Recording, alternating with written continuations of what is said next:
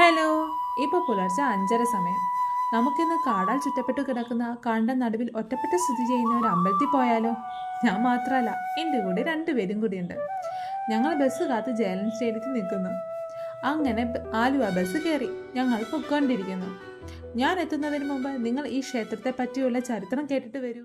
ഐതിഹ്യങ്ങളും വിശ്വാസങ്ങളും നിഗൂഢതകളും കണ്ട് ചുറ്റപ്പെട്ട അതിവേഗം വളരുന്ന നഗരകാടുകളിൽ ഇടതൂർന്നു വളരുന്ന ഒരു പുണ്യവനമാണ് ഇരിങ്ങോൽക്കാവ്. കനത്ത വേനലിലും സൂര്യപ്രകാശത്തിന്റെ അളവ് ഇരിങ്ങോൽക്കാവിന്റെ വനഭൂമിയിൽ കുറവേ വീഴുകയുള്ളൂ. കനത്ത മഴയുള്ള സമയങ്ങളിൽ കാവിലെത്തുമ്പോൾ പക്ഷികളുടെ കരച്ചിലും പച്ച ഇലകളിലൂടെ മഴത്തുള്ളികൾ താഴേക്ക് വീഴുന്ന ശബ്ദവും മനസ്സിനെ മയക്കുന്ന അനുഭവം നൽകുന്നു. ഈ പവിത്രമായ കാട് ഉഷ്ണമേഖല വനപ്രദേശമായതിനാൽ ഊർജ്ജസ്വലമായ അനുഭവമാണ് ലഭിക്കുന്നത്.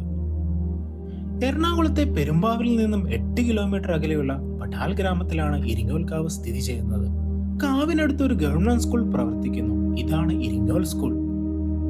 50 ഏക്കറോളം വ്യാപിച്ചിരിക്കുന്ന ഈ വനഭൂമി പശ്ചിമഘട്ടത്തിൽ നിന്ന് വംശനാശ ഭീഷണി നേരിടുന്ന പക്ഷികളുടെയും മൃഗങ്ങളുടെയും സസ്യജാലങ്ങളുടെയും ആവാസ കേന്ദ്രമാണ്.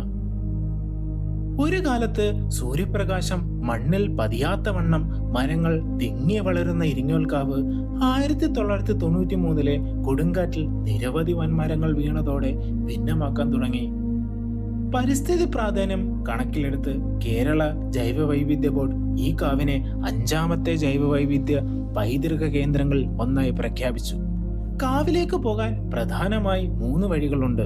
കൂടാതെ നിരവധി ചെറു നടപ്പാതകളും നിലനിൽക്കുന്നു.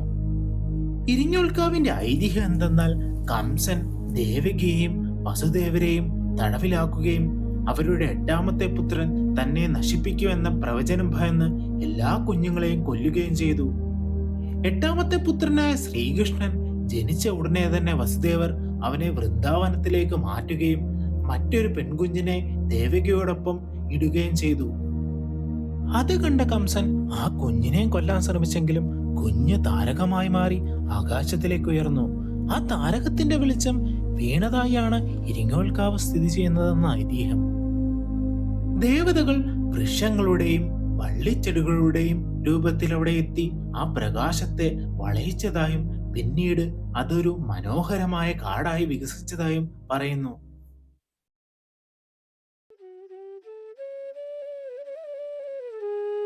ഞങ്ങൾ അമ്പലത്തിൽ എത്തിച്ചേർന്നു. അമ്പലത്തേക്ക് പ്രവേശിക്കാൻ 4 കൂടുതൽ വഴികളുണ്ട്. അതിൽ ഒരു വഴി കൂടിയാണ് ഞങ്ങൾ കയറാൻ പോകുന്നത്. മുമ്പിൽ പോകുന്ന അനയ്ക്ക് വഴി അറിയാമോ ആവോ? അവൾക്ക് വഴി അറിയില്ല എന്നുള്ളതാണ് ഈ വാസ്തവം. അങ്ങനെ ഞങ്ങൾ കവാടത്തിന് മുന്നിൽ എത്തിച്ചേർന്നു. ഇതാണ് കാവിലോട്ട് പോകുന്ന വഴി. ഇതിന്റെ എതിർവശം രണ്ടും കാടാൽ ചുറ്റപ്പെട്ട് കിടക്കുന്നു. പടികൾ നേരെ എത്തിച്ചേരുന്നത് അമ്പലത്തിലേക്കാണ്. അങ്ങനെ ഇതാണ് കാടിന്റെ നടുവിൽ സ്ഥിതി ചെയ്യുന്ന ഇരിങ്ങോൽക്കാവ് ഭഗവതി ക്ഷേത്രം. ഞങ്ങൾ അമ്പലത്തിലേക്ക് കയറുന്നു.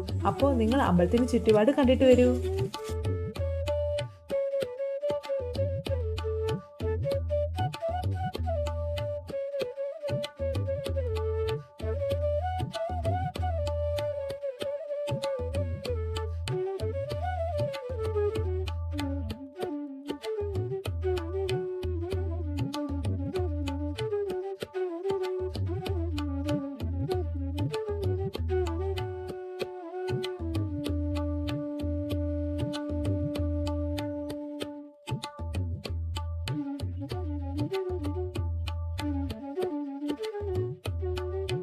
അങ്ങനെ ക്ഷേത്ര ദർശനം കഴിഞ്ഞ് ഞങ്ങൾ പുറത്തിറങ്ങി.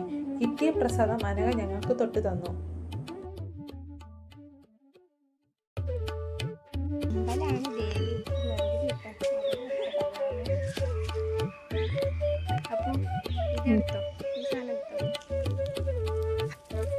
നമ്മളിപ്പോ എങ്ങോട്ടാ പോകുന്നത്?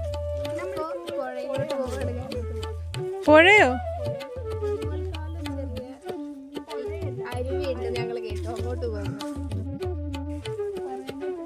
ഷെടാ, 2 ദിക്കിലോട്ട് പോകാതെ ഒന്നിച്ചു പോകാൻ പറഞ്ഞപ്പോ കാണിക്കുന്ന കണ്ടോ?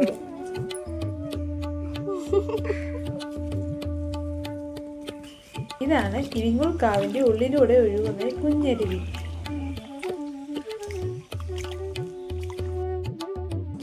ഈ അരുവി നേരെ എത്തിച്ചേരുന്ന കാവിന്റെ മുൻവശത്താണ്. ഈ തണുത്ത അരുവിയിലൂടെ നടക്കാൻ എന്ത് രസമാണ്. ഈ അരുവി ഉൾക്കാട്ടിൽ നിന്ന് ഒഴുകി വരുന്നതാണെന്ന് തോന്നുന്നു. ഈ അരുവി നേരെ എത്തിച്ചേരുന്നത് കാവിന്റെ മുൻവശത്താണ്.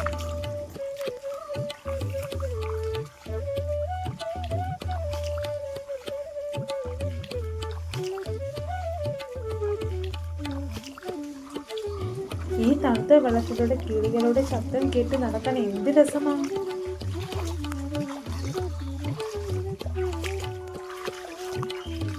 കാവിന്റെ മുൻവശത്തേക്ക് പോകവേ അഹല്യ ഞങ്ങളെ വ്യത്യസ്തമായ ഒരു പൂ കാണിച്ചു. ഈ പൂവിന്റെ പേര് കായാമ്പൂ എന്നാണ്. ഇതൊരു ഔഷധ സസ്യമാണ്.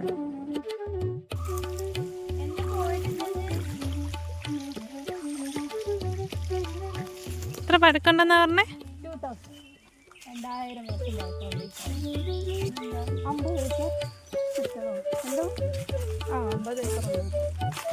50 ഏക്കറുണ്ടോ ഇത്? ഇവിടെ കുറേ കുഞ്ഞു കുഞ്ഞു എന്നെ വംശനാശം സംഭവിച്ചിട്ടുള്ള ജീവികളൊക്കെ ഉണ്ട്. പക്ഷെ ഇതിനുള്ളിൽ ഒരുപാട് ഇത് കാണും അല്ലേ? പക്ഷികളും വംശനാശം സംഭവിച്ച കുറേ പക്ഷികളും എന്തോ ഒരു കുറേ ആയിട്ട് കാണാതായ ഒരു സാധനത്തിന് ഇവിടുന്ന് കണ്ടിട്ടുണ്ടെന്നൊക്കെ പറഞ്ഞു.